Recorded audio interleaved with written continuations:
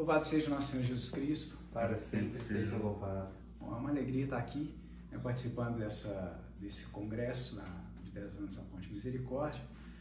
Agradeço a confiança do Wanderson, o pessoal da Ponte, de ter feito esse convite.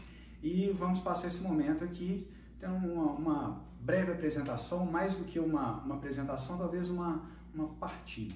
O Wanderson, quando me fez o convite, falou que seria um evento mais familiar, mais livre. Então, nós vamos, mais do que fazer uma pregação ou uma palestra, algo desse tipo, fazer uma partilha, apresentar algumas coisas relacionadas a um ponto que eu venho refletindo e desenvolvendo aí ao longo desse tempo. Ainda estou muito longe de chegar em algo um produto final, acabado e tal, mas é algo que está, que faz parte da minha caminhada e nós vamos trabalhar com isso aí por agora.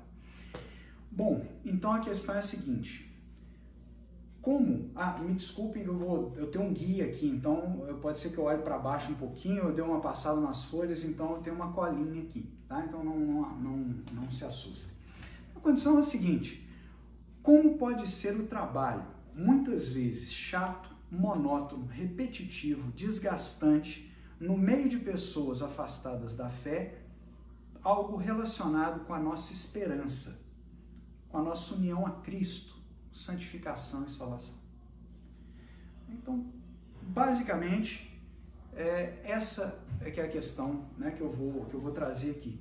Um tema espinhoso, mas ao mesmo tempo um tema belo, e libertador. A gente pensar no trabalho como uma fonte de esperança. Principalmente quando nós pensamos no leigo, na vida leiga. Diferentemente da vida clerical, cada um dentro da igreja tem as suas funções.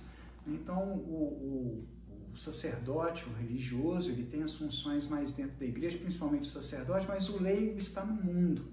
E o leigo no mundo, ele trabalha.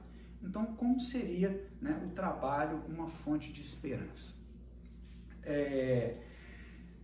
Eu queria fazer algumas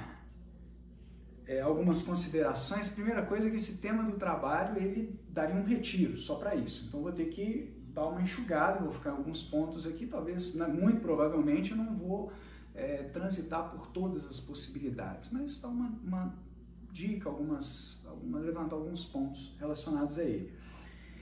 E outra coisa é que eu vou enfatizar o trabalho profissional, mas isso também dá para ser aplicado ao trabalho doméstico, ao trabalho voluntário, aos estudos, ou a outras condições do dia a dia que tem alguma relação. Às vezes você está aí vendo e fala: não, mas eu não estou trabalhando ainda, ainda sou muito novo, não estou trabalhando, mas tem outras situações da vida que essa ideia do trabalho como fonte de esperança também se aplique. Então, vamos caminhar com essas considerações. Então, a primeira coisa, vou pegar minha Bíblia aqui, vamos começar do início. E começar do início, nós vamos voltar lá no Gênesis. Vamos ver o que nós temos, Jesus também fez isso, como quando ele estava conversando com algumas pessoas, ele falou: no início não era assim, ou no início era assim, será o nosso caso aqui agora. Como eram as coisas no início? Então, no Gênesis, nós vamos encontrar o seguinte: Gênesis 2, versículo 4 a 7, versículo 15. Nós vamos encontrar o seguinte: no tempo em que o Senhor Deus fez a terra e o céu, não havia ainda nenhum arbusto dos campos sobre a terra, e nenhuma erva dos campos tinha ainda crescido, porque o Senhor Deus não tinha feito chover sobre a terra, e não havia homem para cultivar o solo. Então o Senhor Deus modelou o homem com a argila do solo, inflou em suas narinas um hálito de vida, e o homem se tornou um ser vivente.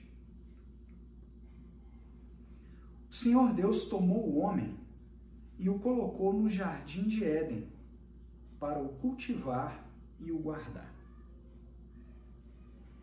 Então, quando a gente vê esse trecho do Gênesis, da criação do homem, o que a gente vê é o seguinte: o homem foi criado para o trabalho. Deus não existia nada sobre a terra, porque Deus não tinha feito chover sobre a terra e não havia o homem. Deus criou o homem e o coloca no jardim do Éden para cultivar e guardar. E a gente observa o seguinte: esse cultivar e guardar que o homem vai exercer, que é o trabalhar sobre a terra para fazer crescer as coisas, é uma cooperação entre Deus e o homem. Né? E é muito interessante a gente notar que no Gênesis, o autor do Gênesis tem um cuidado de escrever: não havia nada, porque Deus não tinha feito chover sobre a terra e não tinha feito o homem. Então essa chuva, a maior parte das vezes que essa chuva é tratada nas Sagradas Escrituras, ela é colocada como uma graça de Deus, né, que cai sobre o solo. Então é um solo agraciado e que será cultivado pelo homem, ou seja, Deus dá a graça, né, permite que a terra seja cultivável e coloca o homem para cultivar e guardar essa terra. Então o trabalho é uma colaboração de Deus com o homem. Né? E num outro trecho do Gênesis, logo, né, que Deus cria o homem, também isso aí vai estar lá no capítulo 1, tem dois escritos da criação, né? No capítulo 1, no versículo 31, Deus o escritor vai colocar o seguinte: que logo depois que Deus concluiu isso, que criou o homem, colocou o homem no jardim do Éden, ele viu que tudo era muito bom. Então aqui tem uma coisa bem interessante para nós pensarmos sobre o trabalho.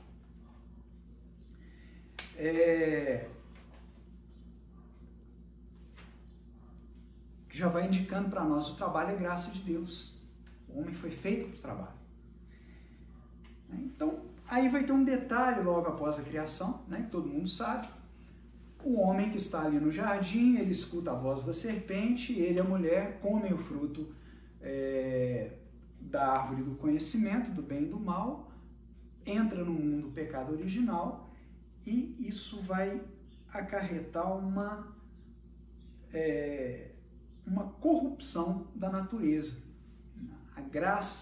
A graça inicial, ela é retirada da natureza com a entrada do pecado original. Então nós vamos ver, com essa perda da graça, uma coisa bem interessante. O solo que antes era tratado, né, que era fértil, que era inundado pela chuva que Deus colocava no solo da graça, nós vamos ver que Deus vai conversar com o homem nos seguintes termos. Vamos voltar no Gênesis de novo. Gênesis 3, 17 e 19. Deus vai ter uma outra conversa com o homem.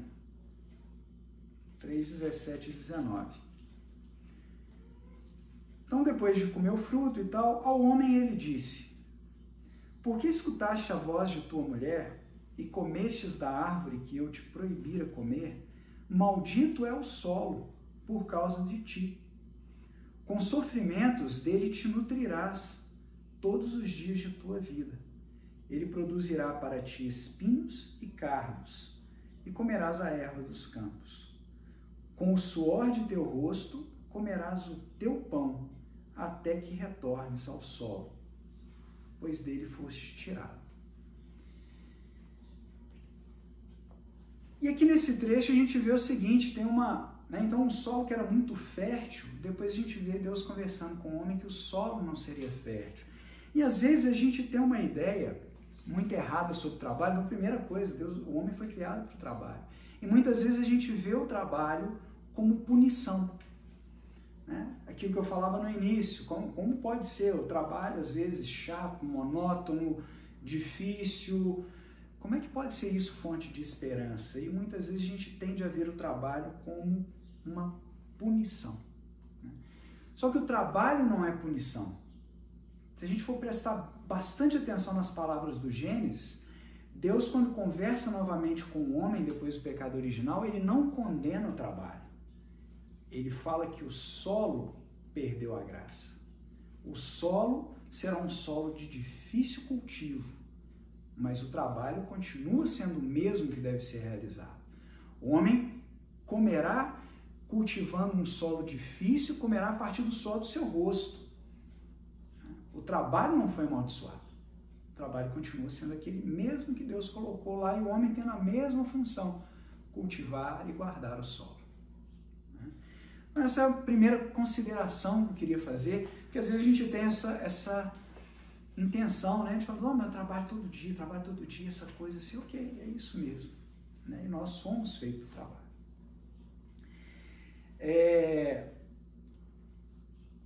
Bom, e como é que ficaria então o trabalho e a esperança, que é exatamente o foco para nós aqui, depois dessa primeira consideração, o homem foi feito para o trabalho. Primeiro ponto nisso é o seguinte, o que é esperança cristã? Né? Ou o que esperamos? Na verdade, nós esperamos muita coisa. Né? Nós esperamos muita coisa, temos expectativas, temos esperanças. Mas quando nós olhamos para a esperança cristã, esperança com E maiúsculo, a esperança ela é basicamente para nós a salvação. A esperança é a confiança em Deus para a vida eterna. É um construir sobre a terra com a esperança de um dia estar unido a Cristo na eternidade. Então, esperança cristã é isso, e isso é o motivo da nossa alegria. Essa é a esperança. Então não são as esperanças, esperançazinhas ok, a gente tem isso, né? A gente espera muita coisa e tal, mas essa é a esperança. Então é sobre isso que nós temos, é sobre esse aspecto que nós temos que pensar o trabalho, sobre a esperança cristã, aquele algo que nós vamos fazer que nos vai levar para a salvação. E aqui também nós vamos ver uma coisa bem interessante. Não vou abrir as escrituras, são trechos bastante conhecidos, né? Diversas vezes, Jesus, nos evangelhos, conversando com o povo, conversando com os discípulos, ele vai usar alguns termos. Esforçai-vos. Né? Aparece quantas vezes? Esforçai-vos. Né? Coragem, continua, não tenha medo, vá. Né? Isso aparece o tempo inteiro. Isso é um indicador para nós, que Cristo vem nos ensinar, que a nossa salvação ela é construída. Né? Eu falei isso, a construção, ela é construída. Ela é construída com a graça divina, que Cristo vem nos anunciar, né, a boa nova e vem trazer para nós a redenção com o seu sacrifício redentor, sua morte e ressurreição posteriormente. Então ele vem abrir de novo para nós as portas do céu. Né? Mas essa abertura, ela não exime o esforço humano.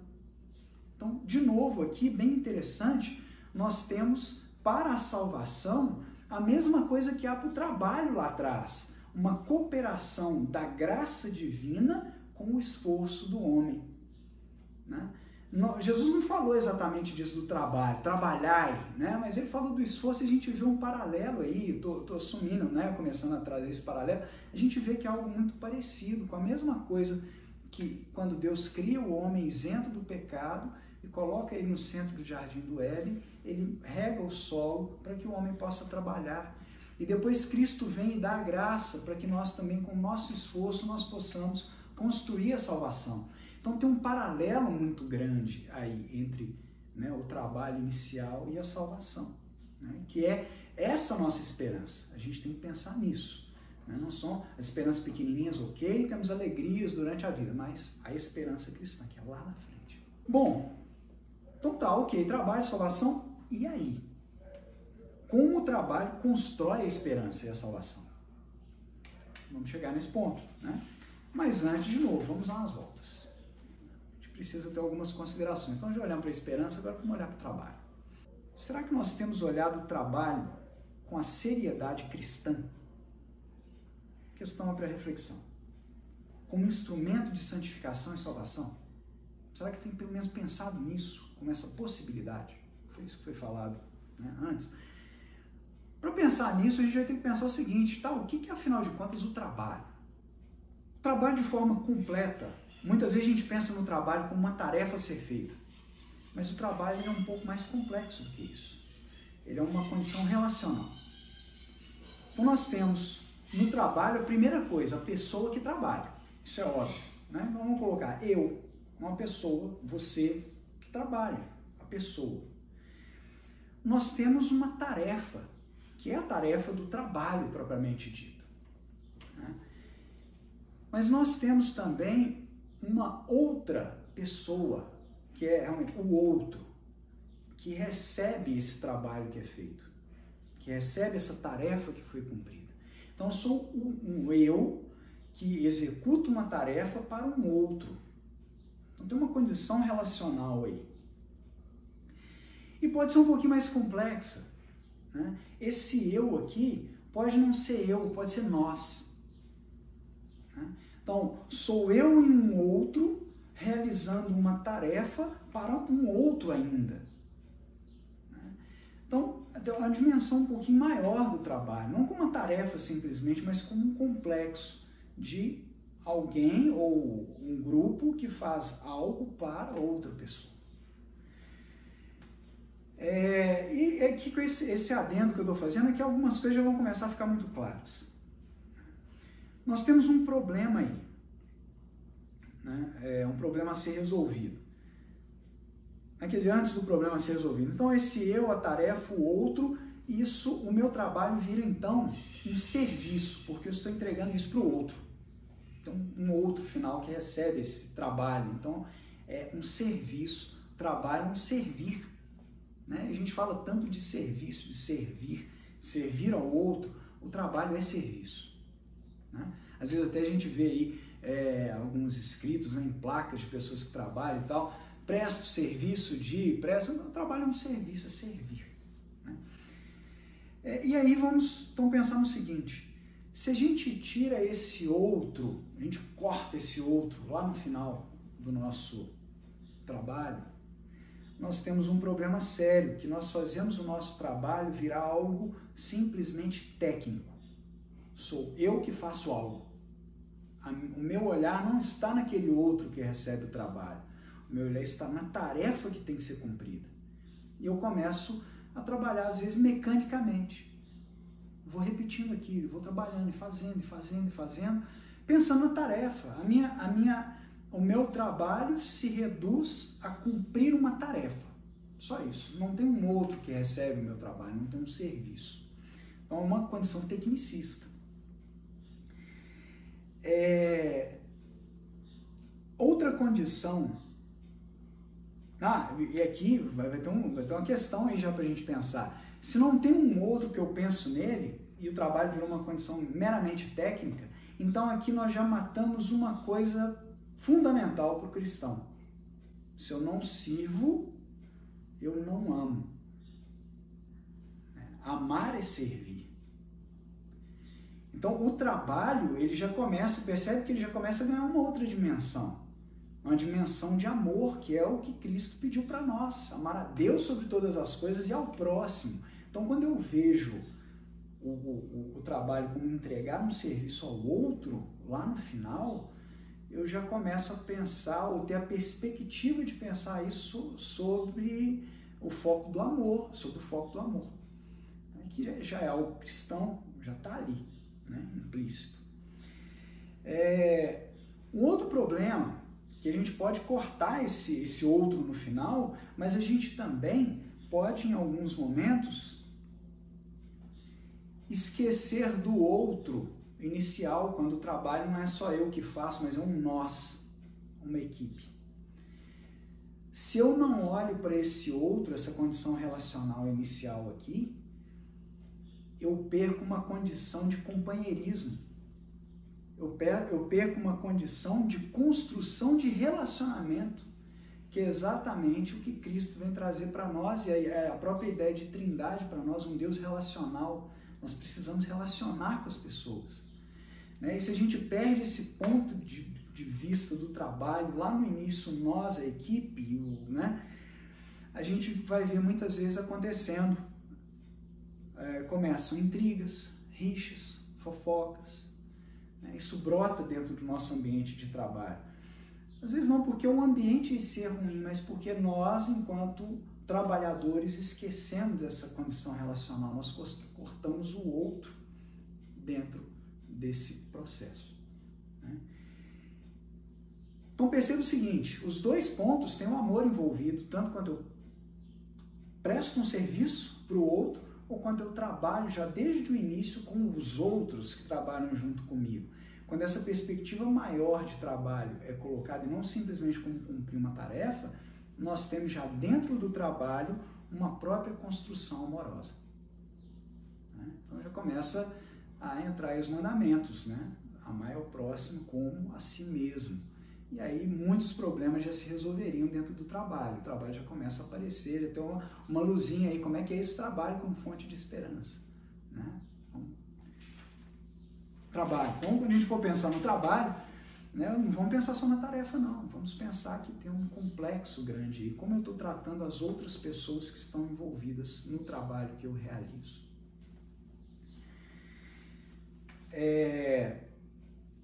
Ok.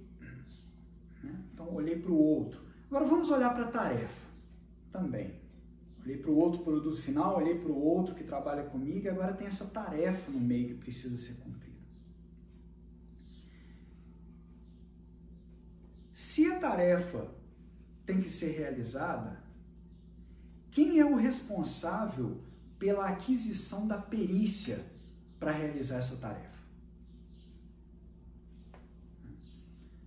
A tarefa tem que ser realizada com uma qualidade. E ela tem um jeito de ser feito. E tem alguém responsável por fazer. Quem vai ser o responsável por adquirir a perícia para realizar essa tarefa bem feita? Porque vamos lembrar, estou falando da tarefa, mas ela vai ser entregada para outro. Você não gostaria de ter alguém que entregasse para você um trabalho feito de qualquer forma. Né? Quantas vezes a gente recebe um serviço, um trabalho, e fala, nossa, mas ficou, né, não me atendeu, né? Uma pessoa parece que fez isso aqui com tão pouco cuidado, com tão pouco carinho. Né? A gente tem que se colocar nesse lugar também, eu prestando o meu serviço, realizando o meu trabalho. Será que quem está recebendo lá está satisfeito com o que está recebendo e quem está trabalhando comigo está satisfeito com a forma que eu trabalho? Né? E isso vai passar muitas vezes pela perícia na tarefa. Quem é o responsável por adquirir perícia na tarefa que vai ser realizada?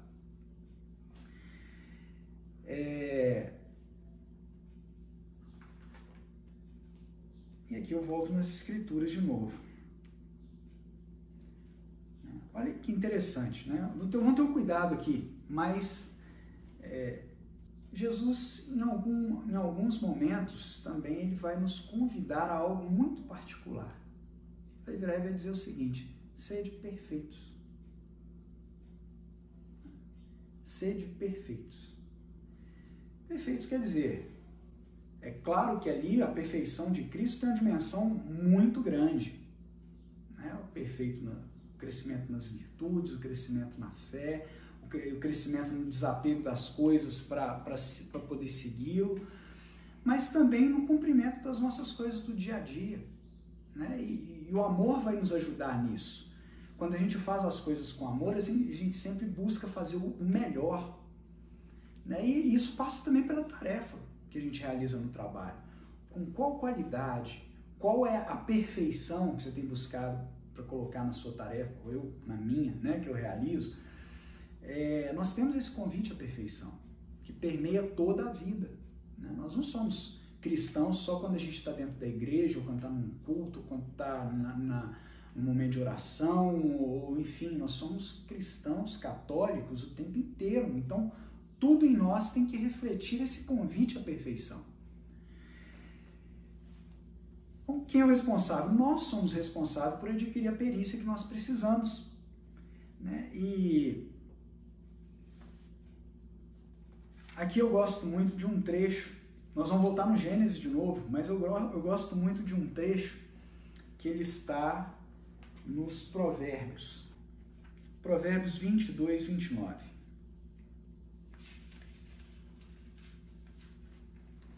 Vou fazer um vínculo aqui dos Provérbios com Gênesis. Então eu só vou ler o provérbio, pensar um pouquinho, depois eu vou lá no Gênesis. Viste alguém perito em seu trabalho? Ele poderá apresentar-se aos reis, em vez de ficar entre gente obscura. Vou repetir aqui. Viste alguém perito em seu trabalho?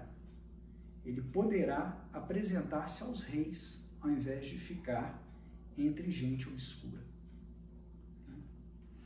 Claro, cuidado aqui, né? Vamos tomar um certo cuidado com a vaidade, com a presunção, com o orgulho, né? Que pode entrar nesse meio aí também. Não, eu quero fazer o meu trabalho perfeito, mas no final das contas é o orgulho que está mandando. Nós não estamos falando aqui disso, nós não estamos falando de um trabalho permeado pelo vício, nós estamos falando de um trabalho, eu estou trazendo aqui um trabalho que é feito pelo amor e sempre a busca do crescimento e o crescimento em Cristo. Né? Então nós vamos fazer por Ele. Isso é isso, tem que tomar muito cuidado com isso, porque às vezes a gente começa a levar para o lado do orgulho e da vaidade, e aí, bom, aí nós já contaminamos o trabalho todo e já era, né? Mas enfim. Pensando nisso, vamos dar uma voltadinha lá no Gênesis, de novo. Gênesis 4, versículo 2 a 7. Então, estamos lá de novo com Adão e Eva. Adão e Eva tiveram filhos, Caim e Abel.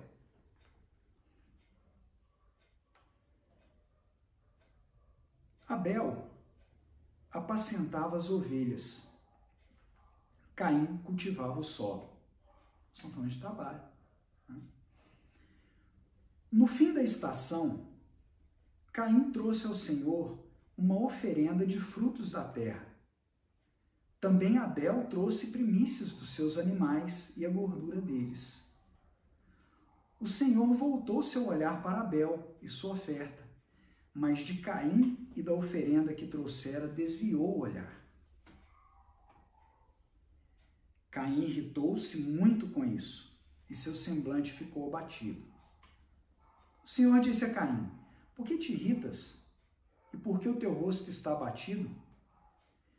Não é assim. Se fizeres o bem, o levantarás.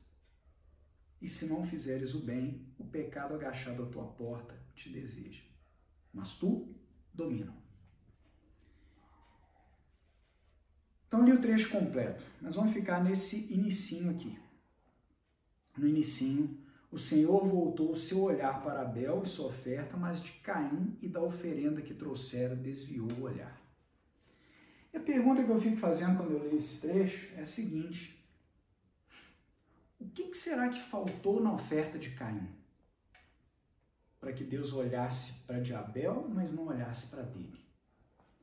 O que será que Caim estava oferecendo a Deus? Não, o que será que Abel ofereceu que Caim não ofereceu? E várias coisas a gente pode pensar nisso aí. Nós podemos olhar para o ponto inicial e falar, olha, talvez ele não fez essa tarefa com amor. Talvez pode ser isso. Jesus vai chamar a atenção de nós desse aspecto em vários momentos lá na frente. Ele vai falar das... E até o Senhor também no Antigo Testamento também vai falar disso. Pô, as suas ofertas me cansam, porque elas não são dadas com o coração. Então a gente tem que dar com amor. Será que não foi isso que faltou na oferta de Caim? Né? O amor? Ou a outra coisa, aqui tratando especificamente da tarefa, que era o que a gente estava falando. Qual que será a qualidade que ele colocou naquela tarefa que ele estava fazendo? Né? Será que ele não apresentou ao Senhor frutos mais ou menos? Né? Deus vai pedir depois, lá na construção do povo de Israel, nos livros seguintes aí do Pentateuco, depois do Gênesis, nós vamos ver que ele pede para ele o primogênito os primeiros frutos, né, da terra, e ele pede os primogênitos dentro da criação das ovelhas e tal, e que seja sacrificado o cordeiro sem mancha. É o melhor, é aquilo que é melhor que nós damos para Deus. Então será... Que tarefa que foi essa de Caim? Que Caim fez a tarefa dele? O que será que estava faltando? Então, muitas vezes a gente tem que pensar nisso aí, volta lá em Provérbios. Será que nós podemos com o nosso trabalho, será que nós seremos dignos de apresentar o nosso trabalho ao rei? Provérbios vai dizer isso, aquele, né, conheceste alguém perito no seu trabalho, ele é digno de se apresentar aos reis. Está falando aqui desse mundo. Mas se a gente pensa, né, até nesse mundo, isso aí pode até iludir a gente começar a pensar que a gente tem que crescer, crescer e crescer cada vez mais, isso vai levar a erros. Mas a gente pode pensar em Deus. Será que o nosso trabalho, a hora que a gente for apresentar para Ele, será que Ele vai querer aquele trabalho que nós apresentamos? Será que a tarefa foi feita com cuidado, com a perícia, com o refinamento que ela poderia ter sido feita? Então fica essa pergunta, será que a hora que eu olho para o meu trabalho, né, do dia a dia, que eu estou lá, falei lá no início que era um processo de caminhada minha também, né? Será que a hora que eu olho para o meu trabalho, ali na minha mesinha de trabalho, que está aqui até do lado, né, será que aquele trabalho meu eu poderia apresentá-lo ao Senhor? Né? Ou ele iria olhar para mim igual ele olhou para Caim? Então são coisas aí para nós pensarmos. E a condição do orgulho, né? Por que eu fiz questão de ler o trecho do Caim todo? Percebam que Caim, depois que o Senhor desviou o olhar, né, e aí fica aquele cuidado para nós, Caim não pensou em melhorar o trabalho. Caim não se questionou sobre o que ele tinha feito. Ele olhou aquilo como se fosse uma injustiça. Né? E o semblante dele se abateu. Né? E ali é onde entra o orgulho, ele teve o orgulho ferido. E ao invés de se humilhar diante de Deus e buscar fazer, olha, então o que será que faltou no meu trabalho? Deixa aquela pergunta que eu fiz antes, né? Quem é o responsável pela aquisição da perícia no nosso trabalho de dia a dia? Somos nós. Ao invés de a gente olhar para o trabalho com humildade e falar, eu não fiz bem, eu posso melhorar, eu posso correr, eu tenho que buscar os meios. Eu olho de uma forma diferente, de uma forma orgulhosa e começo a arrumar desculpas e apontar para o outro e o semblante abate, a inveja entra e no final das contas se corrompe tudo. E nós vamos ver o que acontece lá com Caim. Né? Deus ainda advertiu ele e a consciência nossa, que muitas vezes nos adverte, a gente não escuta. Né? Levanta o seu semblante. Abaixa a sua bola e levanta o seu semblante, né? São duas coisas aí, né? Que a gente troca isso, né? A gente abaixa o semblante e levanta a bola, né? Nossa, a gente tem que trocar isso, abaixa a bola e levanta o semblante. Né? E olhar e falar, como é que eu posso fazer isso melhor? E aí a gente vai, né, melhorar cada vez mais e ser digno de apresentar o nosso trabalho como uma oferta boa e agradável aos olhos de Deus. Bom, então esses são alguns questionamentos. Eu acho que já tem muita coisa aí, né, pra gente refletir. Então, vamos chegar aqui no nosso ponto final. Deixei para o final, né, essa ideia. Então, já deve estar dando para ter uma ideia de como é que a gente caminha o trabalho como fonte de esperança. Mas vamos voltar aí na perguntinha mais anterior, naquela colocação que eu fiz lá na introdução. Mas trabalho é muito chato, monótono, repetitivo, tem gente chata, né? Enfim, tem um monte de coisa aí no trabalho, todo dia a mesma coisa, todo dia a mesma coisa. Olha, tem uma dica aqui que talvez ela seja, não vou ficar focado nela não, mas talvez ela seja uma dica bem interessante para a gente pensar. Seu trabalho realmente, será de verdade, a hora que você fizer aquele exame de consciência, será que realmente seu trabalho está muito chato, está muito monótono, você não está realmente satisfeito, não acha que aquilo ali é o seu chamado? Bom, então a primeira coisa, pode ser que o seu trabalho esteja errado, você esteja no trabalho errado. Então a primeira coisa aí, muda de trabalho. Obviamente isso vai demandar coragem, né? O convite de Jesus de novo para nós. A gente tem que achar o nosso chamado, para onde que ele está chamando, para onde que o nosso coração bate, né? Então muda. Mas eu não tenho condições. Então busque as condições, busque os meios, vai construindo e confia em Deus, a graça e o trabalho, né? No homem, as duas coisas. O trabalho tem que ser permeado de oração, né? Então reza, coloca isso nas mãos de Deus, reza, coloca em oração e vai buscar. Né? Talvez realmente, pode ser que seu trabalho não seja para você, pode ser que você esteja fazendo uma coisa que não seja sua.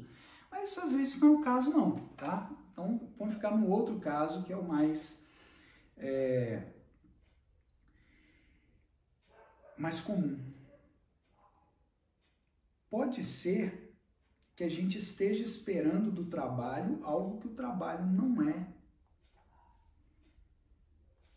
E de novo aqui, vamos fazer lá o resgatezinho do Gênesis. Eu estou querendo um trabalho, mas é um trabalho que eu vou ter prazer, que eu vou ficar e vou, né? E olha, não é a promessa que Deus tem para nós. Então a gente volta lá em Gênesis de novo, 3, 17 e 19.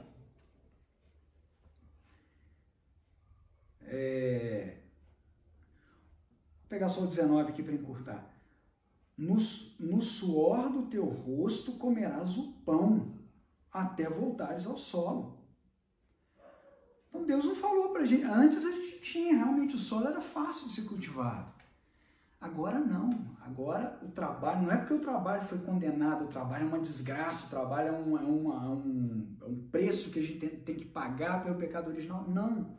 O solo está duro. Então nós vamos ter que ter consciência disso. E aí nós vamos, então o trabalho, nós vamos ter algum dia no trabalho, a gente vai ter alguma consolação. Sim, a gente tem alegrias no trabalho. Não uma tarefa difícil que a gente de repente vai e consegue cumprir. Não, eu fiz, que alegria, né? Alguém que eu tive uma boa conversa, eu estava às vezes com dificuldade para resolver um problema, alguém veio, um colega conversou comigo e tal, me deu aquele estalo. É uma alegria, né? São consolações. Na vida a gente tem consolações, mas a gente tem tribulações. Aí o trabalho vai ter tribulações. O trabalho é para ser feito com o suor do nosso rosto. Então, às vezes, a gente está esperando o trabalho, algo que o trabalho não é. Eu estou esperando um ambiente perfeito, um lugar perfeito, um trabalho perfeito. Não é isso. A perfeição já era. A perfeição foi embora com o pecado original. E aí nós vamos ter de novo, né, a perfeição, e agora a perfeição mais plena mesmo, quando nós passarmos para junto de Cristo. Né? Então, cuidado com isso, é com o suor. E o trabalho realmente vai trazer isso.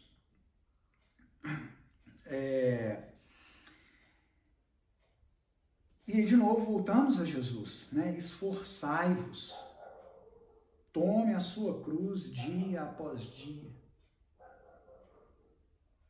Tá aí. Às vezes a gente fica buscando penitência, buscando não sei o que tem, eu tenho que fazer penitência, eu tenho que fazer isso, eu tenho que fazer aquilo, eu tenho que pegar uma cruz. A cruz está aí, ela já foi colocada na sua mão. Ela já foi colocada na minha mão. Eu tenho aquele meu trabalho monótono, diário, às vezes infrutífero, e enfim, né? Aquela cruz que está ali, esperando a gente colocá-la no ombro e carregar. Está ali. Deus já deu o trabalho para nós aí, já é fonte de graça. Eu não preciso ficar procurando cruzes fora. O trabalho já está ali, ele já pode ser uma fonte. Tem outras, né? O que eu falei, não é só o trabalho, a vida, nós temos cruzes na vida e nós temos que carregar. E o trabalho está muito claro ali.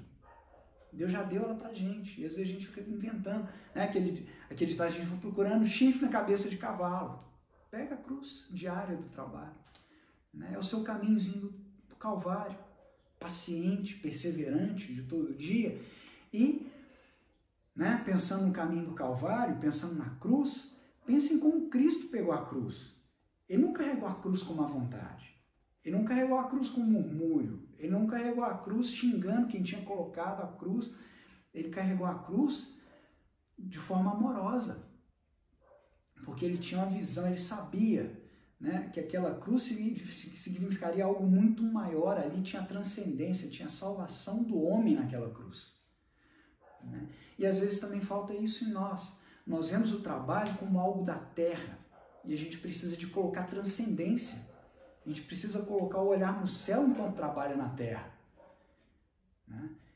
E por isso o trabalho em oração, por isso São Bento coloca isso muito bem no lema dele. Ora et labora. Né? Ora e trabalha. O trabalho não pode estar desvinculado da oração, e o trabalho, no final das contas, ele tem que se transformar em oração. A gente precisa ter esse olhar. Então a cruzinha do trabalho está ali. Por que a gente não pega e coloca ela no ombro? Né? Muito difícil, eu sei disso, é muito difícil. mas é uma coisa para a gente pensar, né? Então, com amor, pegar essa cruzinha e falar, olha, e quem ama serve bem, e quem ama trabalha bem com os colegas, e quem ama, enfim, né? Ah, mas meu colega é muito chato, eu sei, tem gente que é muito chato, que é difícil de lidar, mas é diferente, né? O problema é dele, o problema não é seu se ele é muito chato, se ele realmente for muito chato, né? Às vezes a gente é que é o chato, né?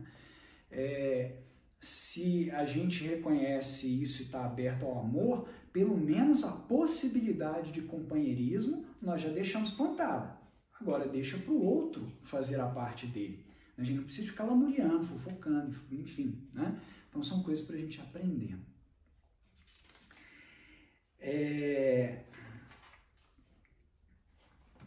Então vamos lá, né? Trabalho, fonte de esperança. Eu acho que já deu para chegar a um ponto aí, né?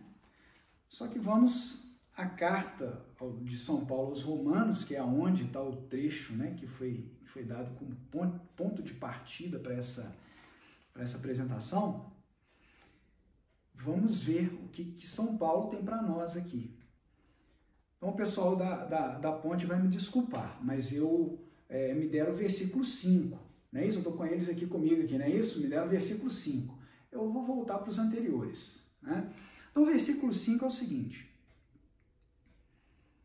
a esperança não engana, pois o amor de Deus foi derramado em nossos corações pelo Espírito Santo. Maravilhoso, né? A esperança não engana, porque o amor foi derramado em nossos corações pelo Espírito Santo. Esse trecho, para colocá-lo no trabalho, às vezes ele pode ficar um pouquinho misterioso. Vamos dar uns passinhos para trás e vamos ver qual que é o contexto que São Paulo coloca isso e a coisa vai ficar muito clara. Vamos pensando aí, falando do trabalho, o suor do rosto, cultivar a terra, o trabalho perseverante do dia a dia, às vezes a monotonia, a chatura, aquela coisa toda. Vamos pensando nisso aí, né? Então vamos ver o que São Paulo tem para nós.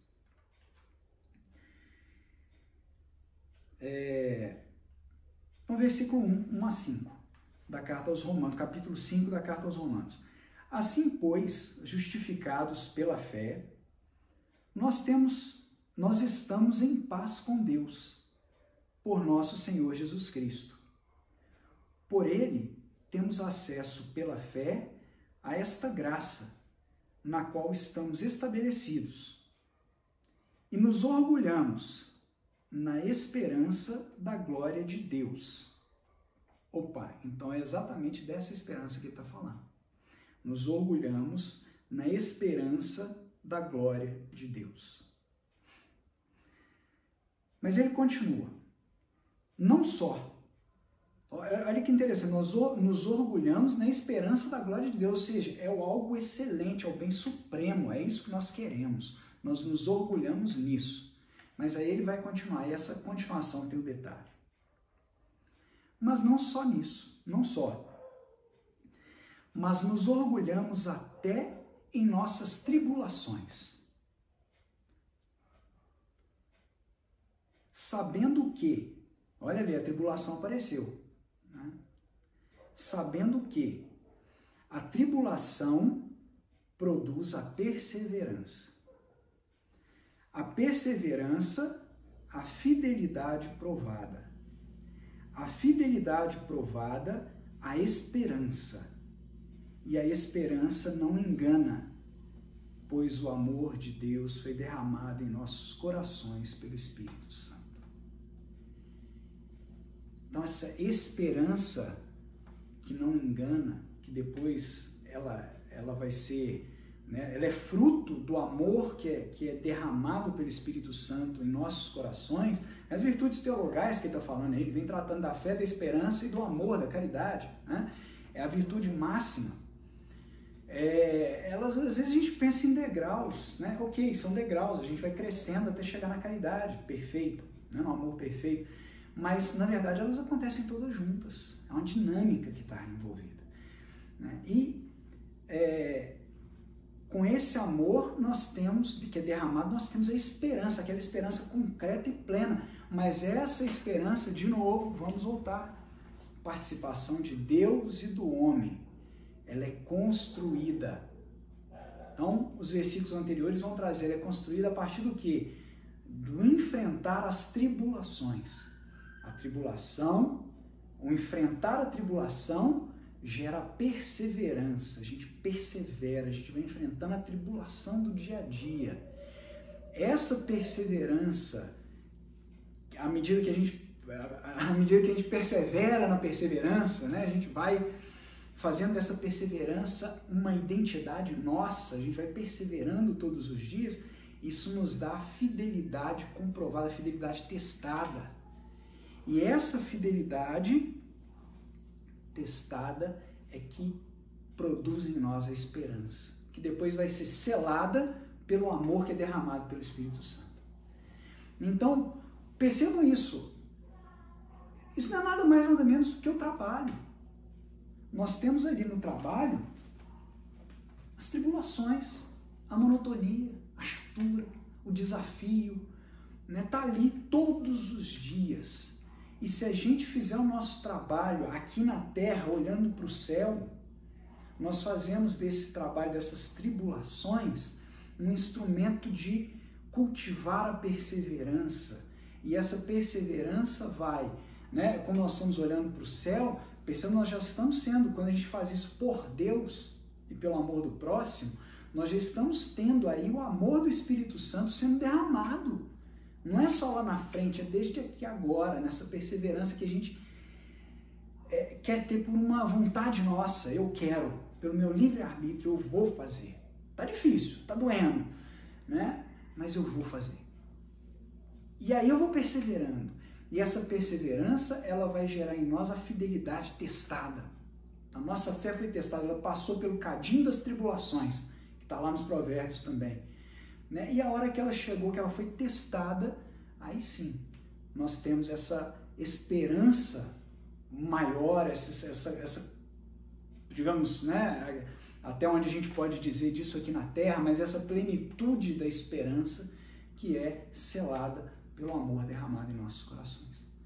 Então acho que dá para a gente, né, aí realmente fazendo um fechamento, a gente pensar nisso, olhar com carinho para o nosso trabalho, né, esse trabalho do dia a dia, e aí de novo, o trabalho profissional, que é o que eu estou falando aqui, mas o trabalho de casa também, né, o trabalho voluntário, os estudos para quem é estudante, né, o trabalho do estudante é o estudo, então a gente pode aplicar isso. Como é que nós estamos olhando para o nosso trabalho? Nós ficamos aqui, né, até agora com essa parte, né, bem teórica. Eu queria entrar num ponto aqui já mais meditativo, né? Isso já pensando até para quem quiser extrapolar isso, às vezes a Lectio Divina, né? A leitura orante das Sagradas Escrituras, que a gente vai ler um pedacinho, vai ruminar aquele trechinho, às vezes do Evangelho. Normalmente do Evangelho é mais interessante começar a pensar a vida de Cristo e colocar aquilo, imaginar, construir um cenário, né, isso muito ensinado pelos santos, principalmente essa coisa da imaginação em Santo Inácio de Loyola, que vai trabalhar muito isso de imaginar, de criar um cenário, né, São José Maria Escrivá também, né, fundador do Opus Dei. Então tem muito isso, a gente entrar nas Escrituras e imaginar. Então eu queria fazer aqui realmente uma partilha de algumas meditações, tentar a gente olhar as Sagradas Escrituras. Às vezes ela é muito direta, e a gente esquece de pensar que aquilo ali tinha um contexto, tinha algo acontecendo. Vamos olhar para a Sagrada Família. Tá? Vamos olhar para a Sagrada Família. Então, a primeira figura da Sagrada Família, vamos olhar para São José. Né? São José, ele escolhido para ser o pai, né, de Jesus,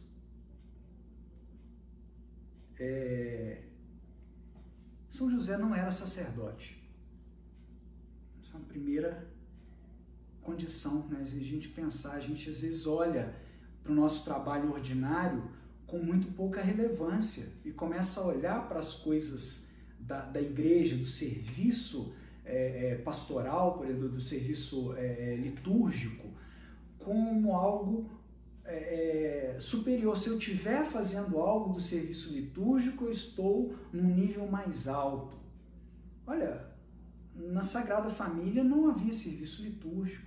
Eu não estou aqui rebaixando o serviço litúrgico, não, pelo amor de Deus, tá? Inclusive agora nesse período de pandemia a gente vê a tristeza que é isso, né? Nós não temos acesso ao serviço do sacerdote e ficamos aí sem a Eucaristia, né? Nós não podemos receber Jesus, em alguns casos não podemos ter confissão, né?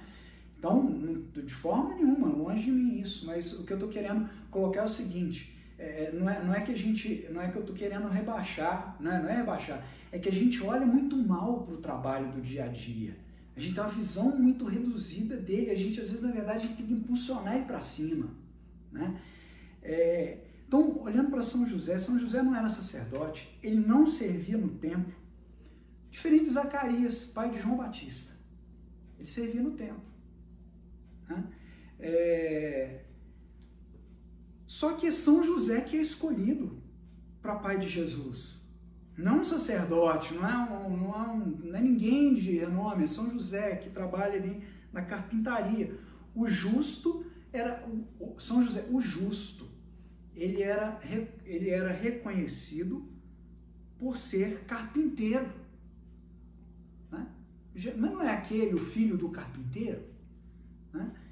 Então era o reconhecimento que ele tinha. E aí, pensando em São José, algumas perguntas me vieram. Eu falei, Jesus lá com São José, e São José trabalhando, São José carpinteiro. Como é que será que São José trabalhava? Tenta imaginar ele lá na carpintaria, como é que ele trabalhava? Qual que era a qualidade do serviço dele? Como é que ele entregava aquilo ali? Como é que ele fazia? Como é que era o zelo que ele tinha na hora que ele estava ali dentro da carpintaria? Será que ele murmurava? Percebam que a Sagrada Família é igual qualquer família, igual as nossas famílias. Então, eu creio que São José também tinha contratantes, pessoas contratadas do serviço dele, que era ranzinza. Ia lá e reclamava do serviço e ficava importunando ele, e às vezes a pessoa pedia uma coisa e ele fazia a coisa, e depois a pessoa mudava de ideia, e não, mas não era exatamente isso, faz de novo, né? E faz de novo. Como é que ele lidava com isso? Se ele tinha auxiliares, às vezes ele tinha alguém trabalhando com ele, pelo menos Jesus trabalhou com ele na carpintaria, né? Então, mas ele devia ter outros, devia ter aprendizes, crianças, jovens, que talvez frequentavam a carpintaria de Nazaré. Como é que ele lidava com isso, com os auxiliares? Será que nunca teve alguém que trabalhou com ele que fosse preguiçoso? Como é que ele lidava com essa pessoa? Será que com severidade ou ele tinha... Como é que ele tratava? Né? Enfim, ele cumpria os preceitos e vivia a fé.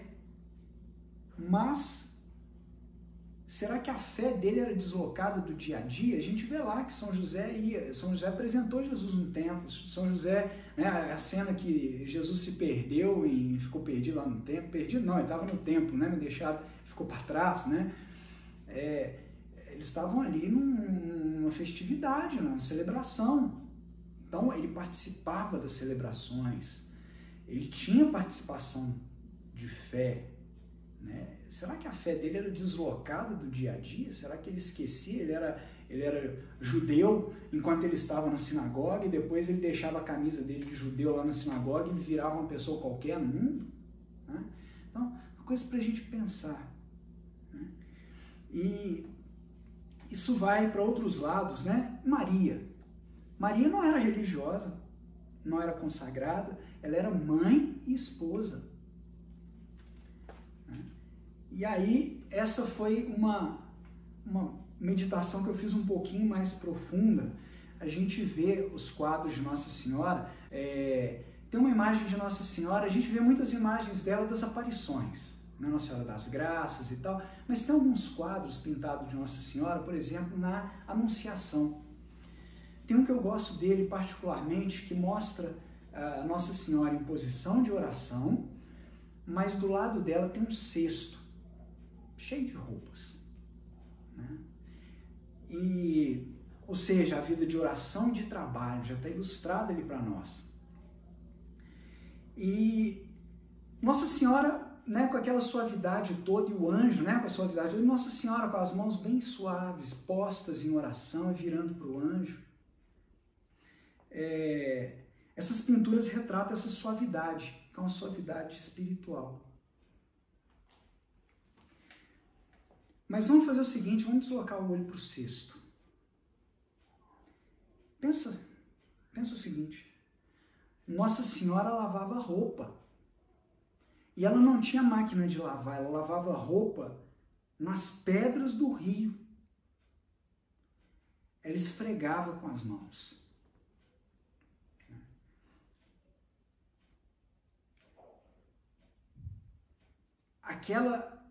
As mãos, né, de Nossa Senhora que a gente vê postas em oração, as mãos imaculadas de Maria, né, preservada da mácula original, não eram aquelas mãos suaves que o pintor relatou. Provavelmente a mão de Nossa Senhora é a mão calejada do trabalho. Bom, então as mãos de Nossa Senhora, provavelmente ela era a mão daquela mulher calejada no trabalho diário. Né? Não só de lavar roupa, mas já falando de lavar as coisas, né? Mas não tinha água encanada, ela é uma mulher que ela provavelmente ela tinha que carregar bacia e baldes e levar água para casa, se fosse o caso, e trabalhar colhendo azeitonas nas oliveiras, e enfim, né? Era um trabalho diário que provavelmente não era muito fácil. Como é que será que Maria trabalhava?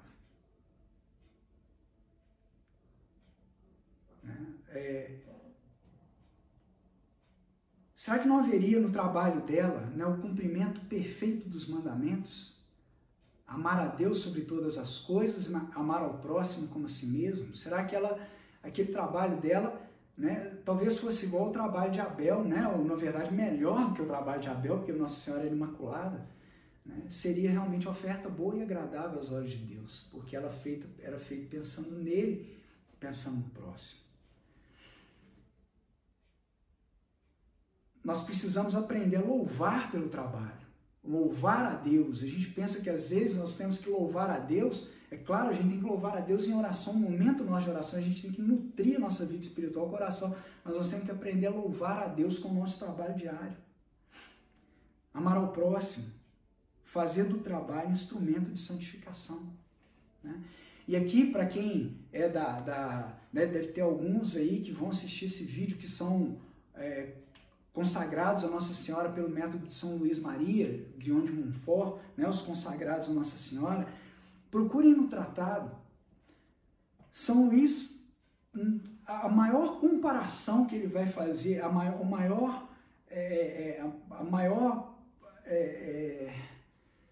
não comparação, mas a maior atitude de louvor, digamos assim, que ele vai falar de Nossa Senhora para com Deus, não é na oração.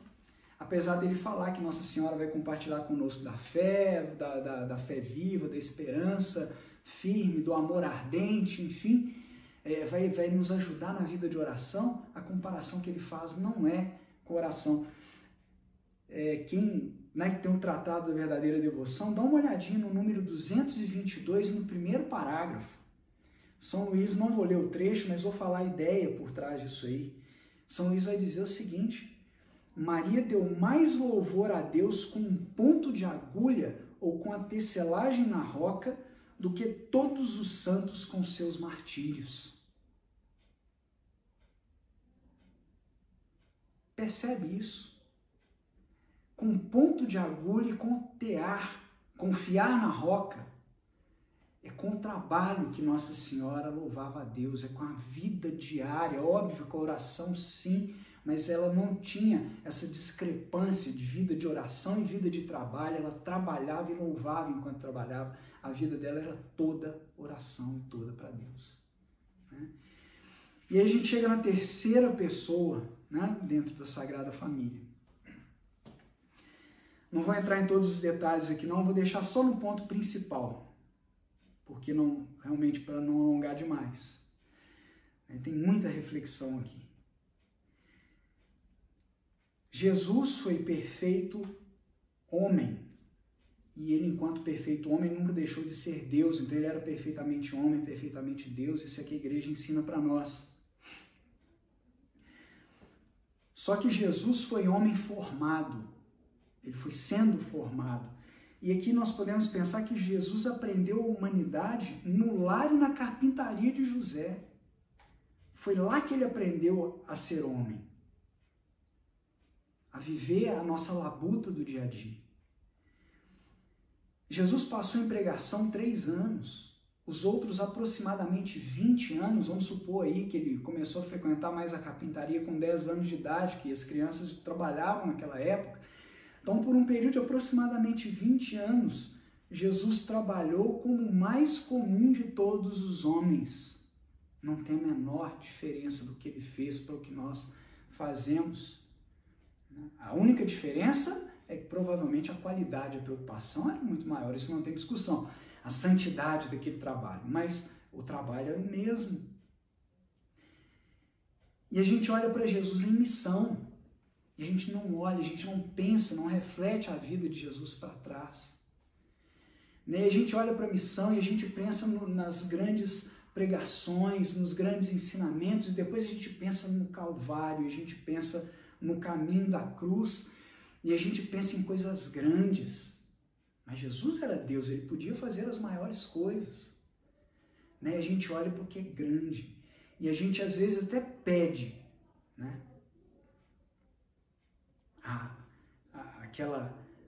a gente às vezes não sabe nem o que está pedindo, A gente pede aprovação, a gente pede a cruz, A gente pede, a gente quer crescer no caminho espiritual, a gente pede a cruz. Mas vamos lembrar o seguinte, Jesus trabalhou com madeira, ele era carpinteiro. E aí eu faço esse fechamento com essa meditação. A gente tem que pensar na crucificação, sim, a gente tem que pensar na cruz. Mas antes de Jesus receber os pregos na mão, ele primeiro calejou as mãos com trabalho diário e com as farpas, que provavelmente entravam naquelas madeiras. Era o trabalho comum. E muitas vezes a gente pede os pregos, mas a gente não tem a coragem de suportar as farpas do dia a dia do nosso trabalho. Então fica nessa meditação para nós. A gente quer realmente seguir a imitação de Cristo, então vamos pensar nisso.